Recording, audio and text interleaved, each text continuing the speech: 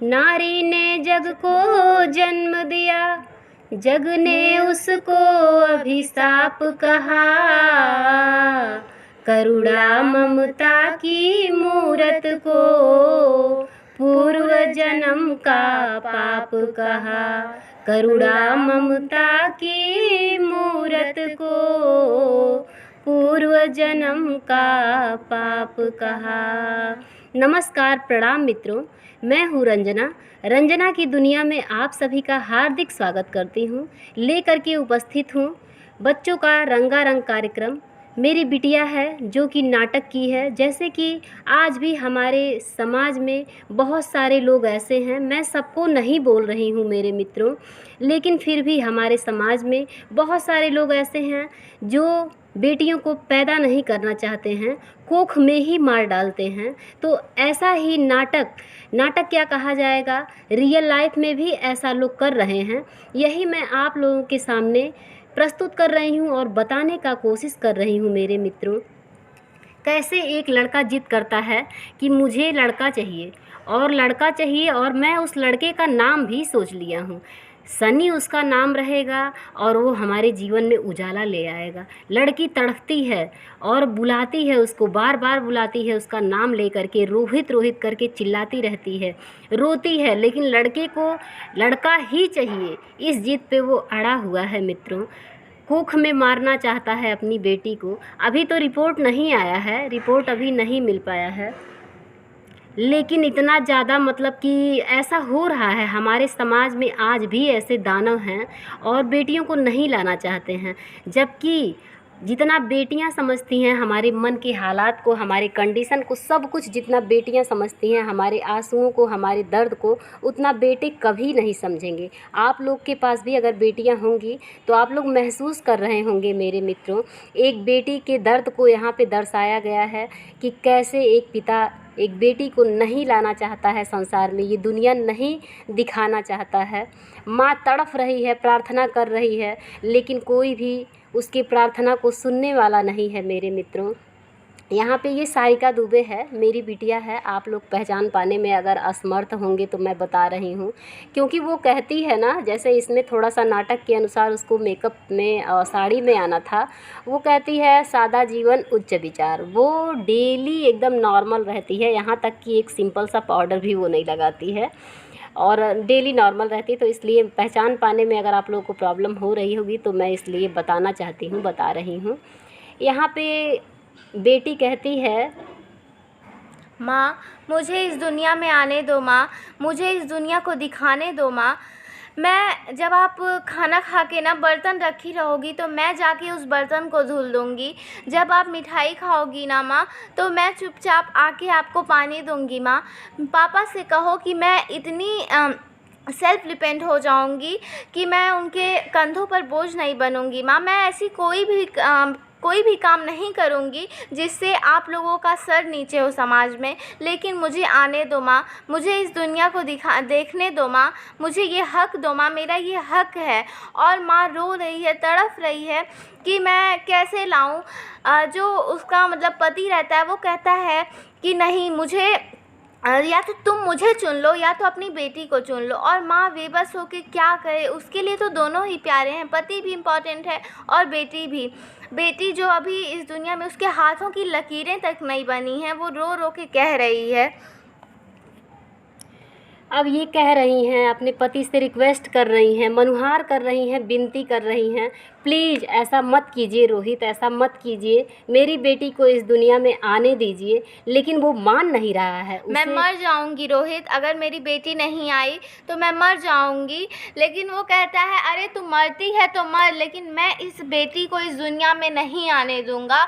और माँ जो है वो तड़फ रही है पूरी तरीके से और कह रही है अपनी बेटी से कि तुम इस दुनिया में अब आके क्या करोगी बेटी। अब ये दुनिया इतनी खूबसूरत नहीं है जो कि तुम्हें समझ सके, कोई नहीं समझेगा तुम्हें।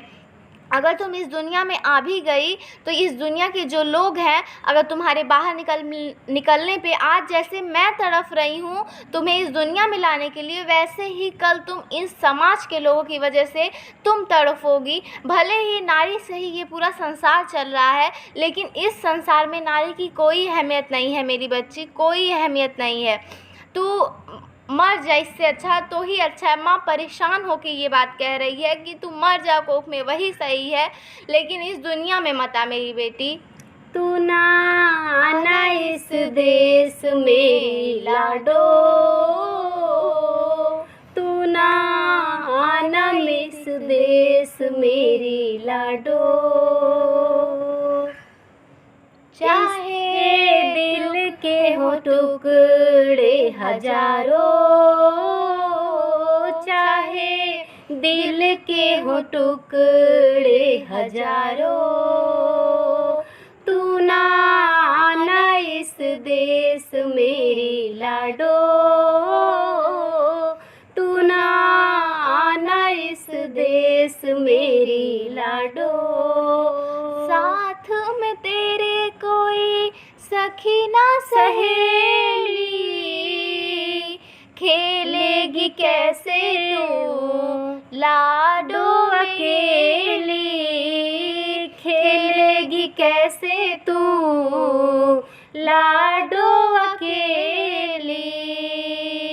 नन्ही परी मेरी आना तू ना देश में, नन्ही परी तू ना आना इस देश में, तू ना आना इस देश मेरी लाडो,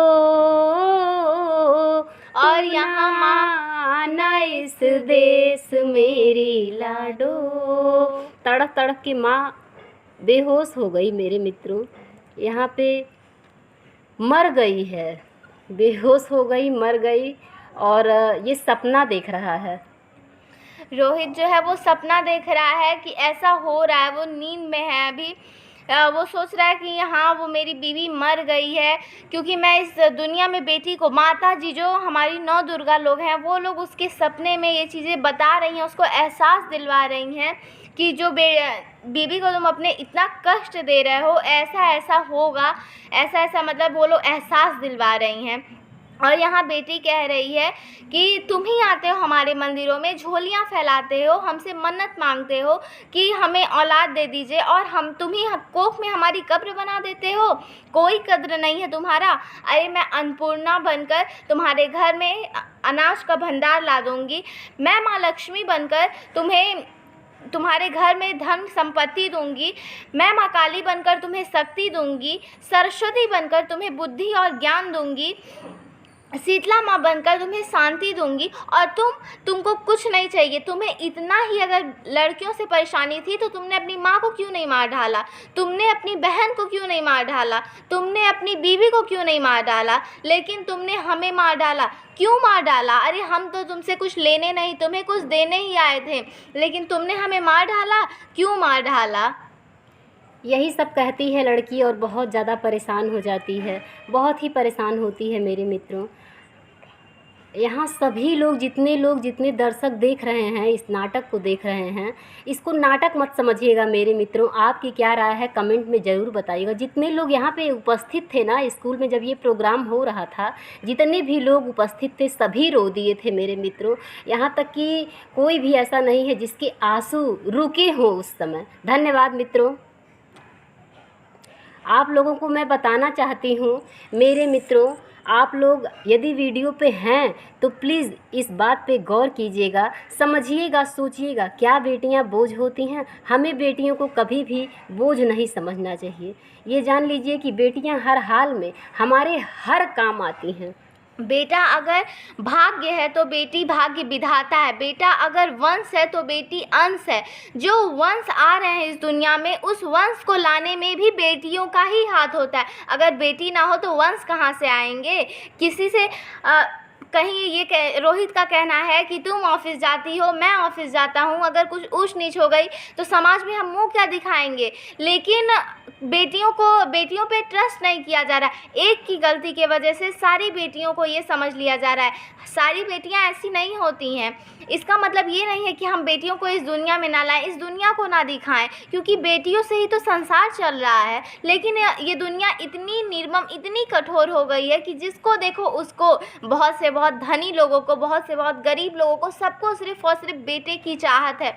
कोई नहीं चाहता है। ये सृष्टि अगर चल रही है तो नारियों से चल रही है। लेकिन किसी को भी ये नहीं, बेटी नहीं चाहिए। एक बेटी हो गई, अरे बहुत है, बेटे 2 रहें 3 रहें कोई फ़र्क नहीं है। बेटे मारते भी हैं ना तो उसमें भी प्यार नज़र आता है, बेटे गालियाँ भी देते हैं तो उसमें प्यार नज़र आता है। लेकिन बेटियाँ आपको समझती हैं तो वो आपको नहीं दिखता है। धन्यवाद।